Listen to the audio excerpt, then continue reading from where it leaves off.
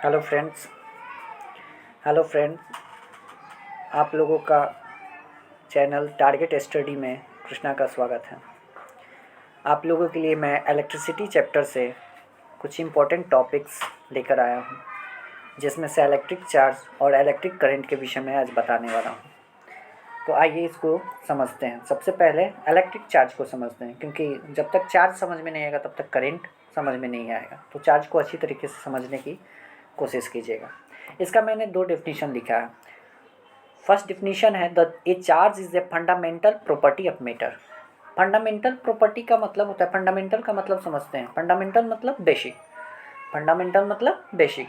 Basic हर एक चीज़, जैसे कोई भी, जैसे मैंने बोला है कि मैटर, तो मैटर का एक बेसिक पार्ट है चार्ज। एक बेसिक पार्ट है चार्ज। कैसे है इसको समझते हैं। जैसे मैं बोलता हूँ कि हम लोगों को जीने के लिए कोई ना कोई चीज़ चाहिए, मूलभूत जिसको बोलते हैं फंडामेंटल चीज़ चाहिए। तो जिसमें हम लोग बोलते हैं जल के बिना नहीं रह सकते हैं, भोजन के बिना नहीं रह सकते हैं, मकान के बिना नहीं रह सकते हैं। उसी तरह करता है कि दुनिया में जो भी मैटर है वो उस मैटर में चार्ज फिक्स होगा। मतलब चार्ज के बिना मैटर अधूरा है। तो इस मैटर, सबसे पहले मैटर को मैं समझाना चाहूँगा कि मैटर होता क्या है, उसको समझिए। तो कहता है कि दुनिया में बहुत चीज़ें हैं, ठीक है ना, बहुत चीज़ें हैं, और उसका कुछ ना कुछ क्या होता है, मास होता है। बिना मास का मैटर होगा ही नहीं। तो जहाँ मास होगा वहाँ चार्ज भी होगा। तो कैसे समझेंगे मैटर है क्या। तो दुनिया में जो भी चीज़ें बनी हैं, कोई ना कोई छोटी छोटी चीज़ों से मिलकर बने होंगे।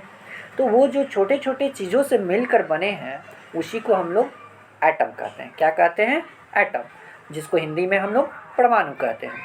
तो एटम जो होते हैं वो तीन कणों से मिलकर बने होते हैं, इलेक्ट्रॉन, प्रोटॉन और न्यूट्रॉन।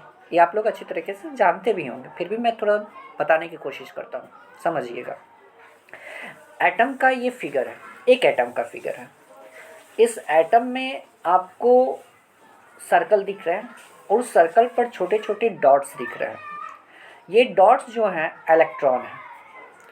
कहता है कि ये जो आपके ये जो कक्ष दिख रहा है, जिसको इंग्लिश में हम ऑर्बिट कहते हैं, इन्हीं कक्षों पे ये इलेक्ट्रॉन हमेशा फ्रीली मूव करते रहते हैं। इलेक्ट्रॉन जो होते हैं हमेशा फ्री रहते हैं और वो चारों तरफ मूव करते रहते हैं। कहाँ में? ऑर्बिट में मूव करते रहते हैं। बहुत सारे ऑर्बिट होते हैं। तो ऑर्बिट में क्या करते हैं? मूव करते रहते हैं। एटम्स के केंद्र में न्यूक्लियस होता है और उस न्यूक्लियस में प्रोटॉन होते हैं और न्यूट्रॉन होते हैं।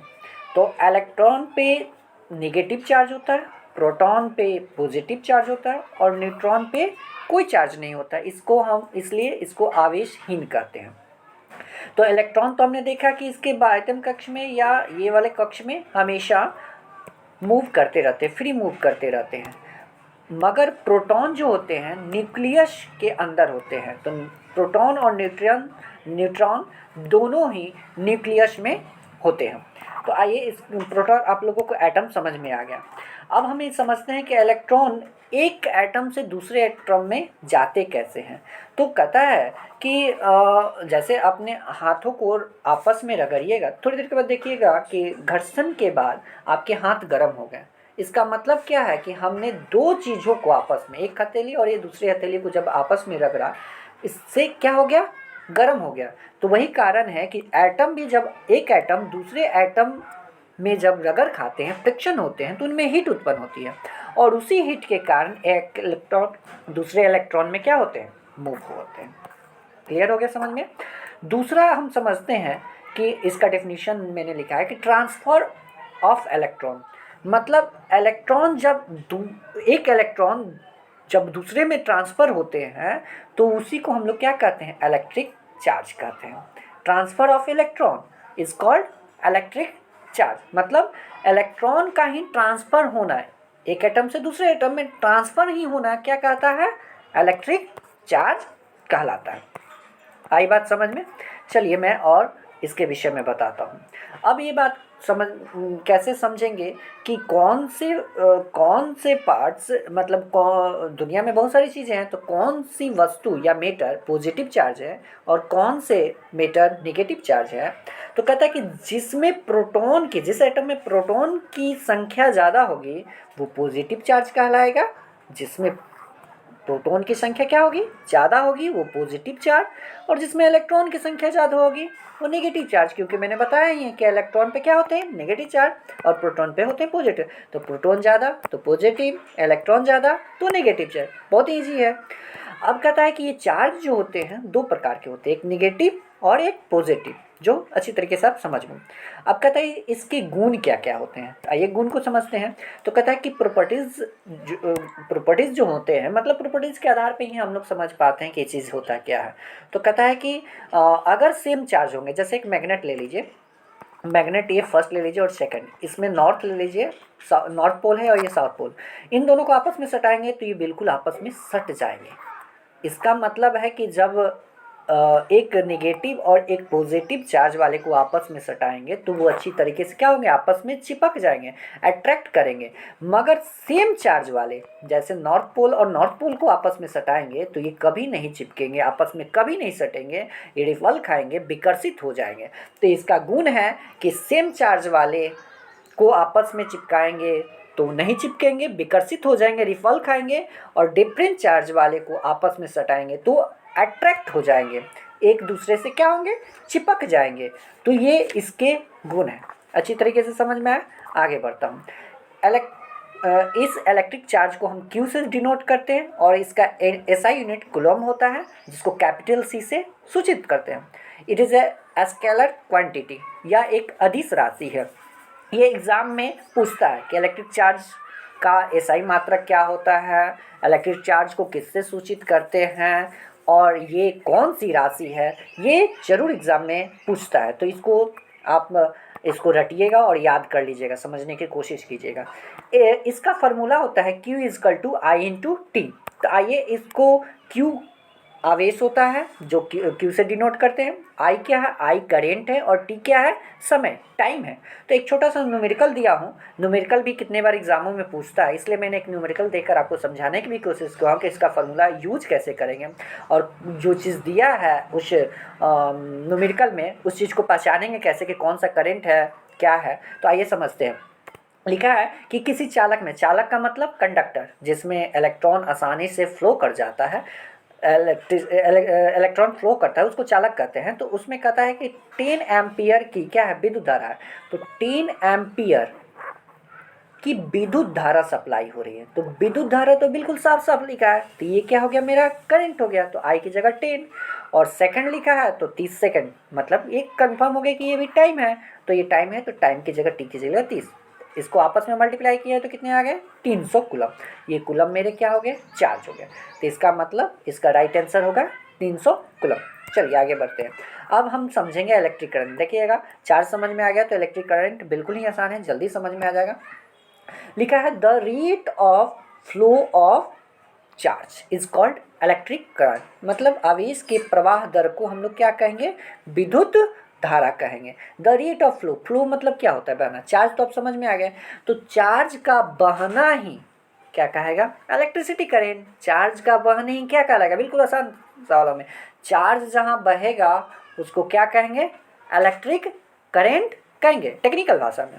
अगर दूसरी भाषा में हम समझना चाहेंगे तो द फ्लो ऑफ इलेक्ट्रॉन, मतलब केवल फ्लो ऑफ इलेक्ट्रॉन कहेंगे तो इलेक्ट्रिसिटी का डिफिनीशन सही नहीं है, इसीलिए मैंने इसमें लगाया है डेफिनिट डायरेक्शन।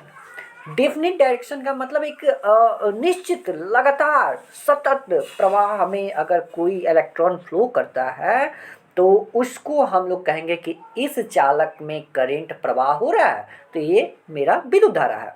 कैसे, तो एज फॉर एग्जाम्पल पर समझिए, जैसे आप घर पे, आप चूल्हा पे, गैस पे आप कोई बर्तन में आप पानी गर्म करते हैं तो नीचे से हीट देते हैं तभी वो गर्म होता है। तो हीट देते हैं तो ये पानी जो है, तो पानी में भी इलेक्ट्रॉन है, तो क्या इलेक्ट्रॉन क्या एक ही जगह रहता है, चारों तरफ रहता है। जैसे ही गर्म करते हैं तो ये खौलने लगता है, उबाल आ जाती है इसमें, तो उबाल आने पर ये क्या इलेक्ट्रॉन एक डेफिनेट डायरेक्शन में बहता है, एक ही दिशा में नहीं। यहाँ पे भी टच करेंगे फिंगर तो यहाँ पे भी गर्म महसूस होगा और यहाँ पे भी गर्म, मतलब चारों तरफ इलेक्ट्रॉन इधर उधर मूव कर रहे हैं, कोई डेफिनेट डायरेक्शन नहीं है। इसी कारण हम इस पानी को टच करते हैं तो करंट नहीं लगता है। अगर ये केवल इलेक्ट्रॉन का फ्लो कहना हम कह देते तो इसका मतलब यहाँ पे भी बिजली होना चाहिए, जो कि नहीं है। तो आपको डिफिनीशन एग्जांपल से समझ में आ गया कि हम क्यों नहीं लिखे हैं flow of electron is called electric current. समझ में आ गए? चलिए आगे बढ़ते हैं।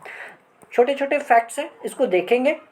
कहता है कि विद्युत का जो जन्मदाता थेल्स नामक वैज्ञानिक थे, उन्होंने ही बताया था। कैसे? तो बिल्ली की खाल पे वो अंबर को रगड़ रहे थे, जिसके कारण उनको महसूस हुआ था कि यहाँ पे कुछ छोटे छोटे शॉक्स लग रहा है मेरे को। मतलब वो कोई बड़ा नहीं था मगर उनको लगा।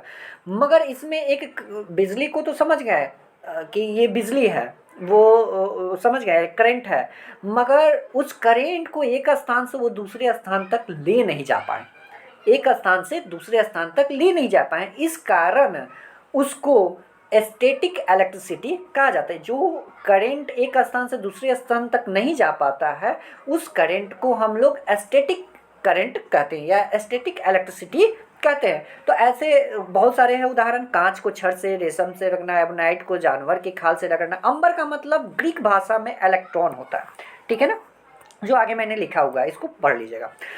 धारा का अर्थ होता है बहना। धारा का अर्थ होता है, क्या होता है? बहना। तो कहता है कि जैसे हम लोग एग्जाम्पल में बोलते हैं कि दूध की धारा बह रही है, वो लड़का इंग्लिश में धारा प्रवाह से बोल रहा है, तो धारा प्रवाह से बोल रहे थे, इसका मतलब क्या है? करंट बह रहा है? नहीं, वो धारा का मतलब बहना होता है। यहाँ पे माइंड पे इसको समझिएगा, समझने की कोशिश कीजिएगा। तो ये अलग चीज़ है, ठीक है ना। दूध का बहना, पानी का बहना, ये अलग चीज़ है। तो वहाँ पे हम डायरेक्ट नहीं बोल सकते हैं कि वो करंट ही है, ठीक है ना। कहता है कि करंट जो होता है इसको हम लोग इसका एसआई यूनिट जो होता है, करंट का एसआई यूनिट जो होता है वो एम्पियर होता है। क्या होता है? एम्पियर होता है। करंट का एसआई यूनिट क्या होता है? ये एम्पियर। ये कितनी बार एग्जाम में पूछा है, इसको बिल्कुल याद रखिएगा।